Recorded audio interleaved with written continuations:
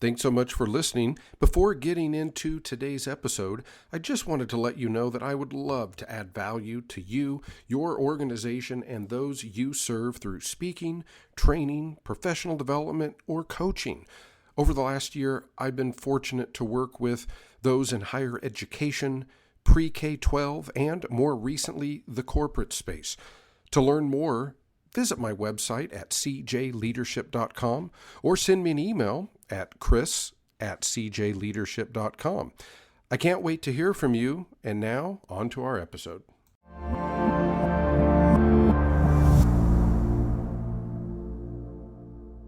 Welcome back, friends, to the Department Chair Leadership Podcast. As always, you know I'm so happy when you take time out of your busy schedule to improve yourself as a leader, which we know is ultimately going to help your organization and those you serve. Today's guest comes to us from the state of Mississippi. I think in my podcast, short podcast hosting career, certainly the first guest we have had from the state of Mississippi. So that's exciting. Today we're going to talk to Dr. Nason Lollar, who currently serves as a principal at Madison Career and Technical Center in Madison, Mississippi. Having served 24 years in the field of education, Dr. Nason Lollar has leveraged those experiences into his first book, which you can find in the show notes. Please get it. The 5 Principles of Educator Professionalism. Nason began his career in the classroom, serving as a high school math and social studies teacher and a baseball coach for 14 years. He then transitioned to administration, serving as a high school assistant principal for 9 years. And he currently serves, as I said, as the principal of the Madison Career and Technical Center in Madison County, Mississippi. His journey as a student of educational leadership began with graduate work at Mississippi College and culminated with a doctorate of education from William Carey University in 2018. In 2023, he was honored by the Mississippi Association of Secondary School Principals as State Assistant Principal of the Year. So, Dr. Nason Lollar, welcome to the podcast. How are you, and how are things in Mississippi today? Oh, well, very nice. A chance of rain, but that's okay. We've had a fairly dry spell here recently, so that's okay. We're fine with that. Things are going well for us, and I am honored to be with you today. It's a honor to be able to talk with you. Well, likewise. As I always tell people that listen, sometimes obviously social media gets a bad rap, but you can also utilize it for good. And we connected through social media, through listening to different podcasts. It is a great form of professional development certainly if you're an educational leader, but any space. So I really appreciate this, appreciate connecting with you. And hey, I'm going to tell you folks right now, even at the start of the podcast, you are going to want to get this book. If you are in a schoolhouse, you know what that means. You've listened to either K-12 or higher ed. This is going to help you. It's applicable if you are an experienced teacher, a soon-to-be teacher, which was what I work with quite a bit in my job. This has something for everyone. So, Nason, let's just start a little bit. I read your bio, and very impressive career in education. Tell us a little bit more about your leadership journey and how that brought you to the 5 principles and ultimately writing this book. Yeah, sure. Well, like you talked through, I began my career obviously in the classroom and as a coach, and I really, it's oddly enough, uh, probably started much earlier than that. I was the product of 2 parents who were public school educators here in Mississippi. My earliest memories are of going to their classrooms and helping them in whatever little tasks there might be for a toddler. But I've literally spent my life in school, and so I probably didn't have any any choice in the matter, honestly, to hear that calling. But as I moved into college, trying to choose a career path, coaching was probably what led me into the field of education. And I would say that, like you, and I'm sure so many of the folks you know and that may listen to this, was very fortunate to have so many wonderful mentors placed in my path that took the time to tell me the truth and teach me, the right way to go about all of the different jobs that we end up doing in our field, because we do wear a lot of many different hats when it comes to trying to fill the job description of being an educator. Wound up going into some educational leadership classes. I always felt the pull of leadership, and for the longest time thought that meant in the coaching world, and ended up with an opportunity to move into a great high school as an assistant principal. And probably the common theme, my dad was my high school principal, and I had a pleasant experience with that. But I guess from watching him in that position, I went through the admin certification, and then continued to teach for a long time. And literally, the only goal I knew that I wanted in education was that I didn't want to be a principal. And so, one of the many ironies of life, found myself 11 years ago accepting an assistant principal position, and I thought that coaching would probably be the most fun I ever had at a job in my life, and was thoroughly surprised and pleased to find out that assistant principal beat it by a mile. It was a wonderful position. I was so thankful to work for a lot of great educators, work with a lot of great educators, and learned a lot again in that transition. And probably after about, I guess maybe about 3 or 4 years into that role, I transitioned into a responsibility where I basically assumed the bulk of the responsibility for the professional development that took place in our school. It was a high school of about 1,300 students, and so we had a staff of roughly 80 to 90 teachers, and so through my efforts in leading professional development with that staff, had the opportunity to lead a year-long professional development plan on our code of ethics here in Mississippi, which is admittedly not your most exciting topic. Honestly, whenever we find ourselves in conversations about ethics when it comes to education, usually we're having a very negative conversation or a hard conversation. And so that was kind of one of the first stigmas I had to get past in conducting that type of professional development. We are fortunate in Mississippi. Our code of ethics has plenty of positives written into it.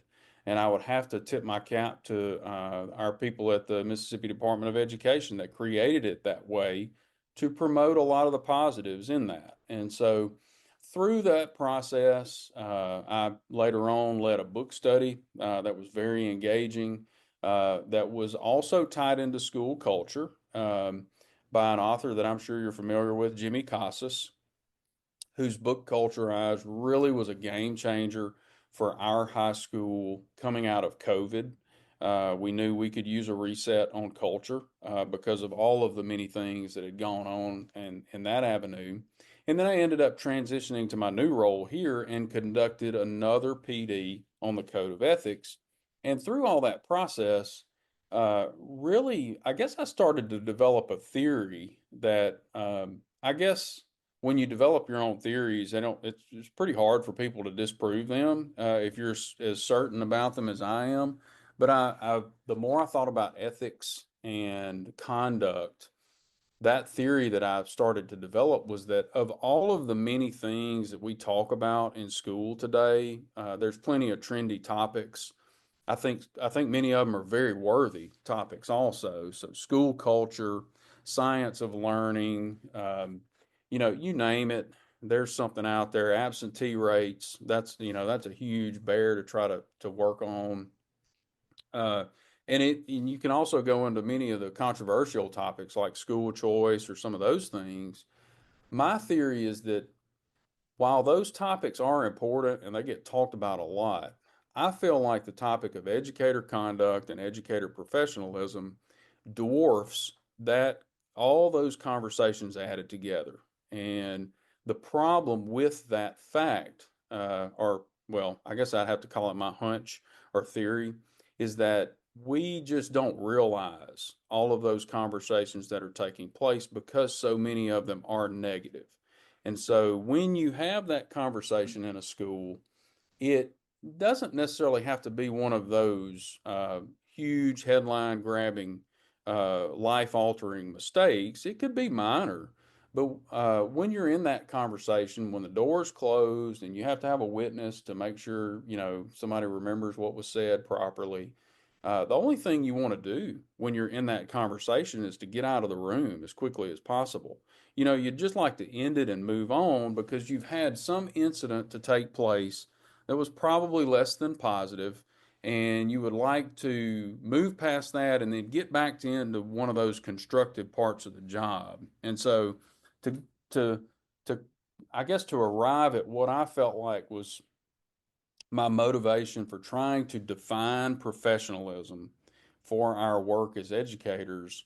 Um, I think that that's what led me to that is that we've got to bring those conversations out into the open. We really, reactiveness is rarely a successful problem solving solution. And so being proactive about it and helping administrators promote the message of good educator conduct in a way that inspires instead of just preaching the negatives. Do not do this, do not do that.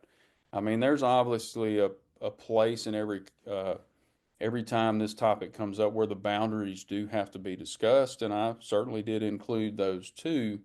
But to be able to pitch that to an entire faculty is something where you don't want to turn off one part of the population just by the nature of the topic, because so many of the people who staff our schools work their tails off. They do their level best every day, and even if they make a mistake, it's a minor one, and they're still overly concerned that they could lose their job. And in reality, they're the people that make the school work so well. And so you want to be able to help them feel good about what they do, but you also want to make sure that you cover the ground that everyone in the staff also needs to hear. And so I guess that kind of encapsulates everything that kind of motivated me towards that. And I would say that the other side of writing a book is if you pick a topic, make sure it's one that you don't mind talking about for a long time. And I'm comfortable with that. Although there probably aren't that many people who would like to be considered an expert on professional conduct, because that usually means you've had to have a lot of those negative conversations. Well, I thank you so much for sharing. It's great. We always kind of joke when we have potential students come in and their parents were both not only teachers, but one was an administrator. We're extra happy that they still want to teach, right? It's kind of a joke, but actually, those in the K-12 world or that trained teachers, what you said, Nason, first of all, is so important. We need to focus on the positive things because there's great things happening in our schools on a daily basis. But I also agree that, as listeners know, I'm very passionate about teacher leadership and developing, the teachers as professionals, not necessarily making them leave the classroom, but just developing the skill set. And I do agree with what you said is one, leadership, you have to have tough conversations. And I'm pretty sure that most school admin, a lot of the conflict you address come down to that educator conduct professionalism. Mhm. Because maybe at some point in time, someone thought it sounded like a good idea and it probably wasn't. And, um, and so talk a little bit then about what I'm sure is a positive side of that. Because we certainly in teacher prep programs all the time. We always talk about every state has its code of conduct. I used to do a thing in one of my classes. We would start with a current event about something in education, and oftentimes it was a teacher that probably made a bad choice somewhere and made the headlines. Um, so, talk a little bit more then about how you've approached this, professional development with educator conduct, professionalism, and how that ties into to the 5 principles that you talk about in your book. Oh, yeah. Well, I'm glad you mentioned the positive side of it because that's what I've hoped to promote through my message as much as I possibly could, just because of the nature of the topic, regardless of which one of those states that you were to pick. I mean, you throw a dartboard at the map, it's literally going to be multiple pages of all those negatives that can come up. And for the vast majority, again, of the educators that we work with, dedicated servant leaders who have devoted their livelihoods to basically helping raise communities over the process of 1, 2, or 3 decades. And I think I would have to start my answer to your question by going back to that book that I mentioned earlier. There was one aspect in Jimmy's book, Culture Eyes, that really kind of turned one of those tumblers over in my mind because I had spent a lot of time writing online about professionalism. And I saw that there was a link in some way between professionalism, our conduct, and daily culture. And early on in his book, before he even gets to his 4 core principles, Jimmy talks about the importance of us sharing our purpose with the students that we work with and the colleagues that we serve with. And he frames and it's not something that you see promoted quite often, but I feel like this is one of the key ideas behind a positive idea about professional conduct is that our students have to know what our core beliefs are so that they can understand what to expect from us. And there's plenty of research to back this up. And if you don't know the research, anyone who served in a classroom would also back this up with years worth of anecdotal evidence. A student who might find themselves in a subgroup that typically underperforms or underachieves is also one that typically is not going to do as well if they don't have a relationship of trust with that teacher. Um, and in some of the research that I did find, quite often they will see negative feedback, which is totally constructive and given quite often in a way that is very helpful, but if that trust relationship is not there on the front end, then quite often those students will see that as a reinforcement of a negative stereotype. That even though that may not be the reason behind the feedback, obviously, that trust element is so big. And so, from the view of how important our core is, honestly, equally important because of our colleagues, that they know why we're serving in this role shoulder to shoulder with them as well. I formed a definition for educator conduct that is basically a daily contribution to the culture of learning at our school.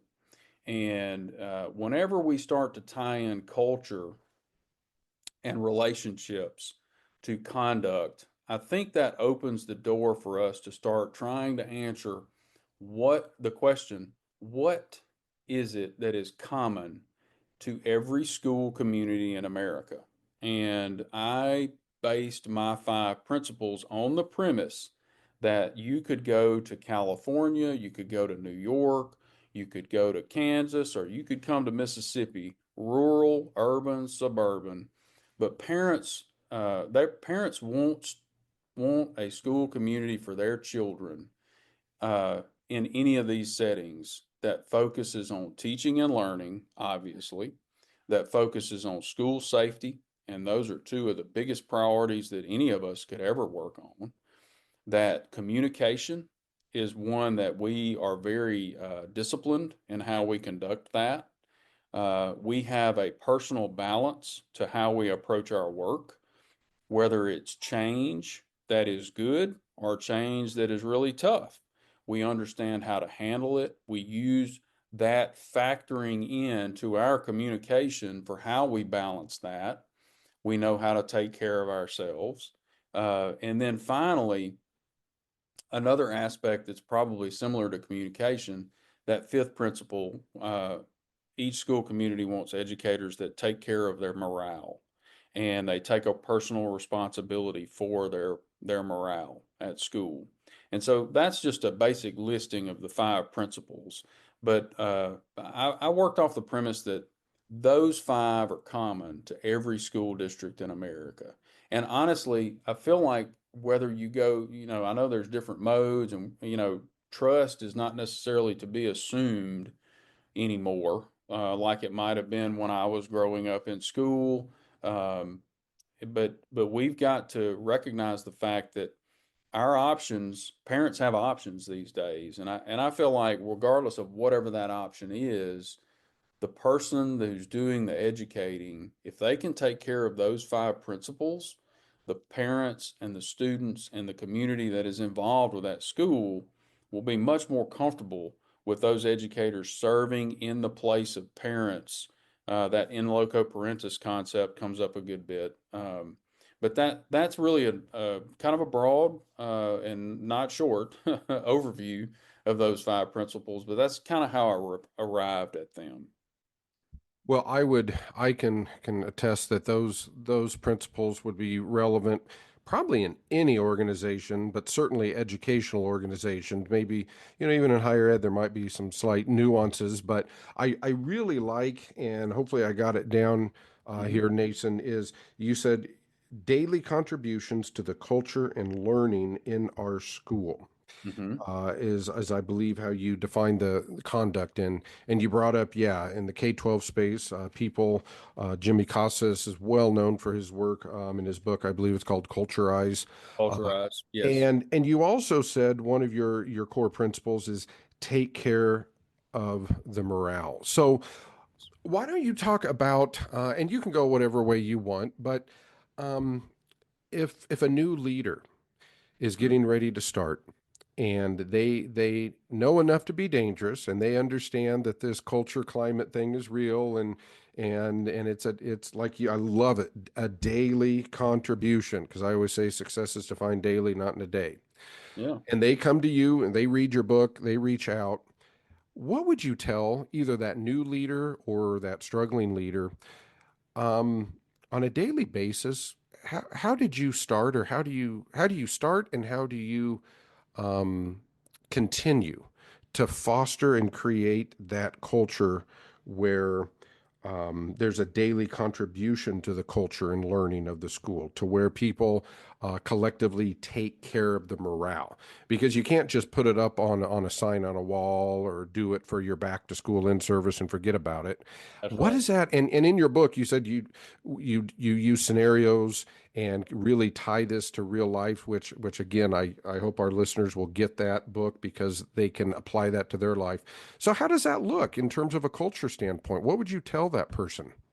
Well, at first, I would say, welcome to the club, honestly, because the hypothetical that you just described fits so many of us. And I took some time to talk through that.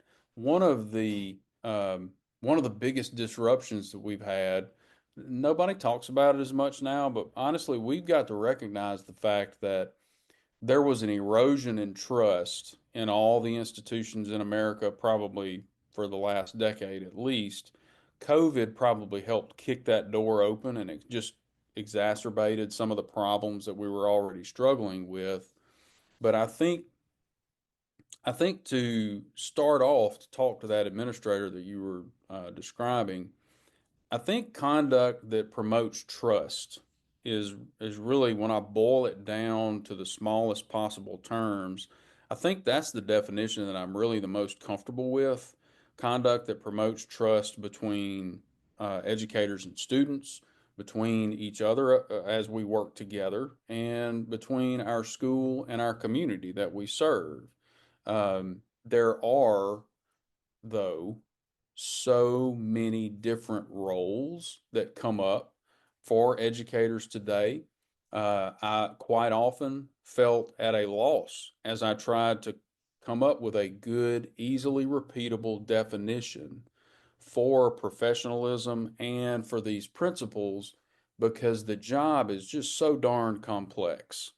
And honestly, the job description, which could have dozens of bullet points on it, quite often at the end may have that open-ended bullet point at the end that just says other duties as assigned by the principal or superintendent that promote the functioning of a good, safe school.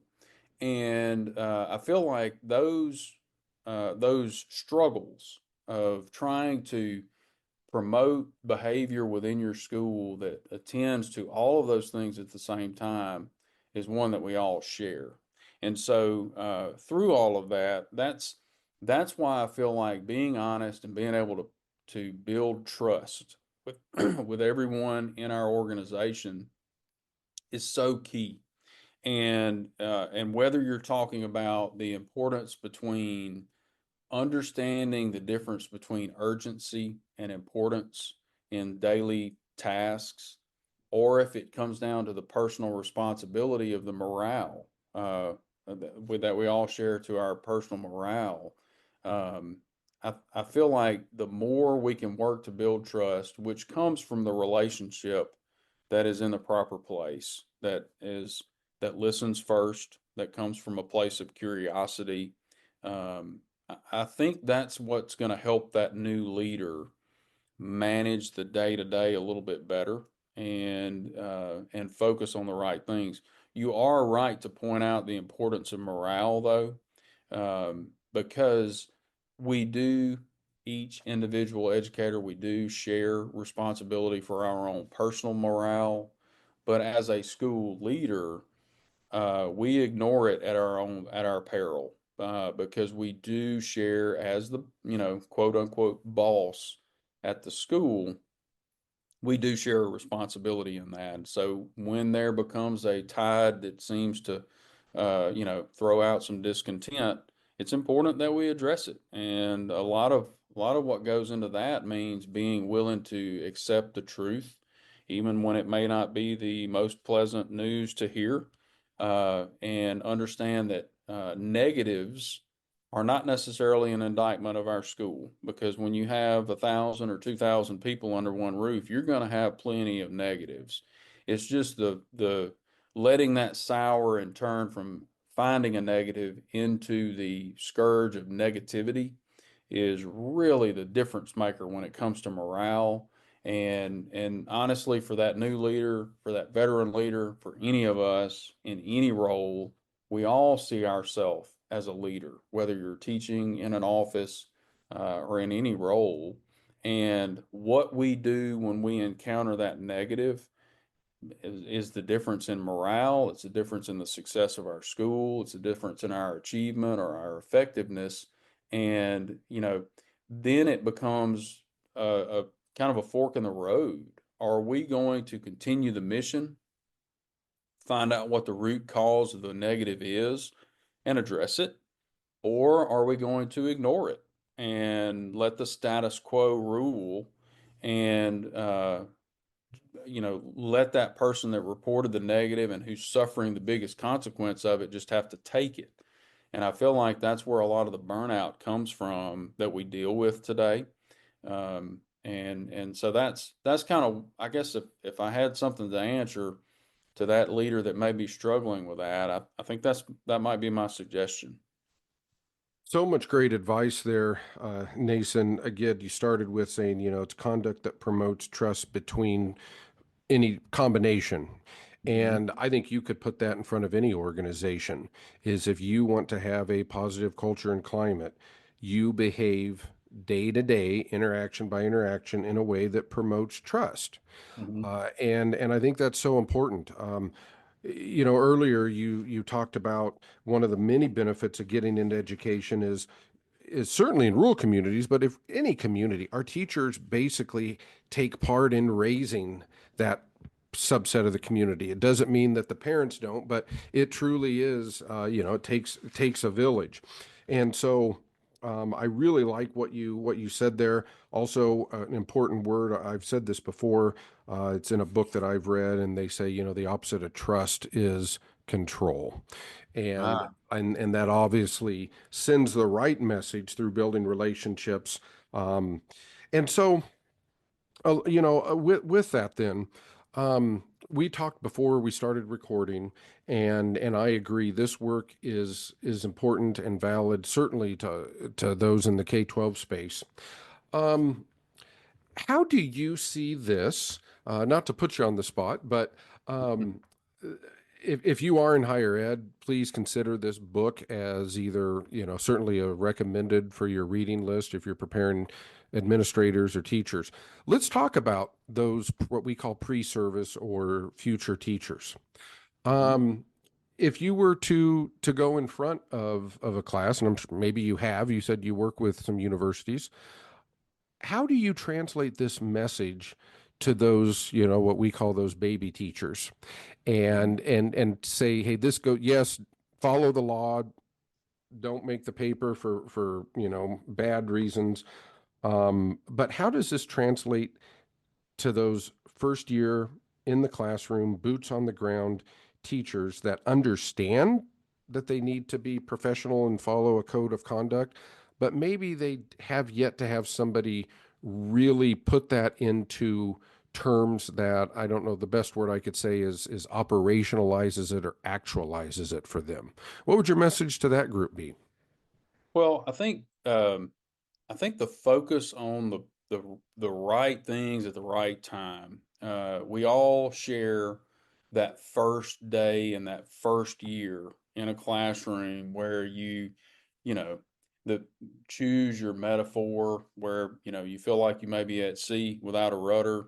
Sometimes it's hard to know what the next thing should be. And honestly, if you're new to administrative role, you start all over again in a totally different ocean, learning the job over again. But I feel like the benefit for the pre-service or one of those year one or year two teachers is that making sure you're focusing yourself on the right things most often is one huge benefit that I see to just looking at these five principles. And quite often, like we talked about earlier, the job description can get very long and it can be very worrisome or wearisome, both ways, possibly.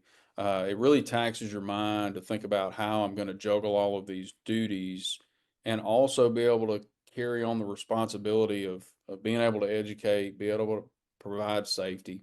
And so, maintaining the right focus and simplifying the focus, I think, is probably the biggest benefit to those younger educators. And I'll speak to that a good bit in the chapter when we talk about teaching and learning. We all obviously share a need of being an expert in our content area. That's assumed, but being able to devote yourself to collaboration and reflection and understanding the right relationships with students, understanding how to use the right data to drive the instruction of when you plan lessons. And so, one of the principles that I talk about as a conclusion to implementing these five principles as a daily mindset is that mentorship is something that we all should take personally. So, if we're a veteran or if we're brand new, mentorship is one of the keys to success. And so, for those pre service and younger teachers, you may be assigned an educator who's worked at your school for 10, 15 years and knows the ropes, understands how to use the software properly, and knows the guidelines on entering grades and all those type things.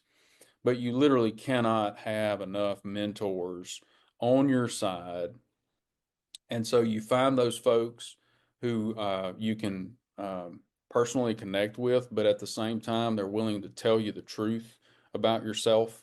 Uh, that's how you're gonna.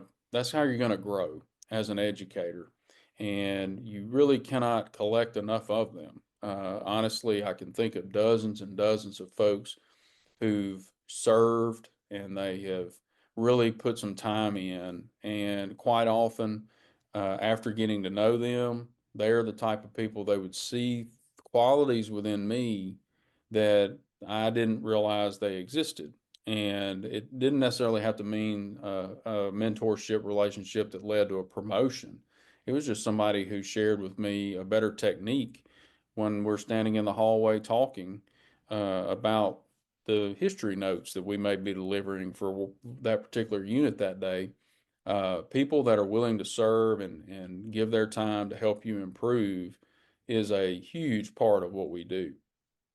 And then on the veteran side, like I said, we all share that first year um, where we all struggled, and the veterans among us, I could be guilty of this as well.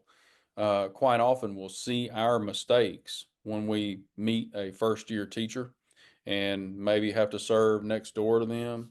And quite often, what we may offer them as advice is really what we might have said to ourselves when if we could go back and counsel ourselves on how to make it through that first year better. And sometimes our self-talk is pretty brutally honest, and that does not translate well. So that's why I say it really is mentorship across the board, and that's probably one of the best advice pieces of advice I ever received, and has benefited me the most probably, and one that I would share along with this framework as a great outcome of that. Well, Nason, I tell you, time has flown by here, and you've touched on so many important things. The mentorship, yeah, we can't say that enough. I don't care what your job is. You've got to have mentors. They have to be honest with you. Certainly in the teaching profession, I really loved something that I say about at least moving into administration, leadership, and higher ed is you literally give up your old life. And you said, you in a whole new ocean as a principal, and that, yes, I can't state that enough. If you are moving into the formal leadership role, whatever you did before, you better be willing by and large to give it up because you're going to be doing a different job. Um, so overall, Nathan, I really thank you for taking the time to share, give some great highlights to this book. Uh, Again, if you're listening, go to the show notes. We're going to have a link where you can get this book, either hard copy or through Kindle, through Amazon, and if you're in K-12, you might want to adopt it as a book study. If you're in higher ed, maybe look at it if you train teachers or leaders. If you're just a leadership connoisseur, then your goal is to read this and see the connections to your world. But I know that they're there, and so again, thank you so much for taking the time to talk about your personal theory, your experience, and then how this all accumulated into this book. Before we sign off, just any final thoughts or comments for the listeners? Absolutely. I'm going to go back to one comment you made that resonated with me when you pointed out the location really doesn't matter of how working in a school is in effect a partnership with parents to help raise kids. And I don't want to read too much into the expectation, but I do talk a good bit through this framework of the in loco parentis expectation that is placed on us when we assume that role in a school. And whether or not we agree with some of the principles behind how a parent may try to raise their child, by accepting that responsibility, we do, in effect, agree to help parents raise their children. We are entering into a partnership with them, which doesn't necessarily mean we have to agree with every personal decision they may make, but it does mean that we have to make every decision we possibly can in the student's best interest as though we were standing in that parent's place. That does imply some acceptance of values. And so the framework with the five principles is a way to try to boil so many of those job descriptions that are all important down into what is the most important things to focus on. And then hopefully we can focus on those 5 principles of educator professionalism so much that we can minimize the lapses that can cause the damage to our communities. And so that's why I think it's a worthwhile topic.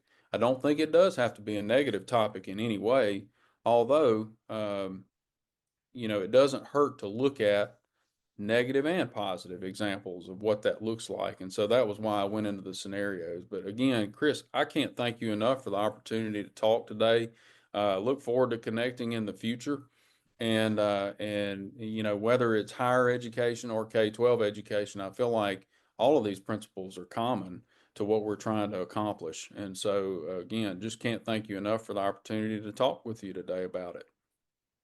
Well, likewise, appreciate you being willing to be on the show and really add value to our listeners. And to the listeners, again, thank you for taking time out of your day to improve yourself and those you serve. Please check out the book in the show notes. Thank you as always, and we'll see you next time.